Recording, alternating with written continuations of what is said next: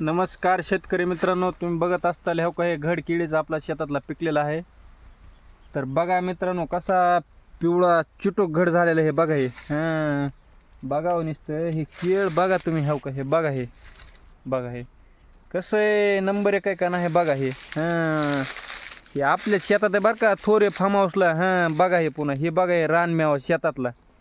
अहो बघा होय, हे बघा हो का हे बघा हे काय हे क्वालिटी आणि क्वांटिटी ह्यालाच म्हणते तो, काय ना मित्रांनो.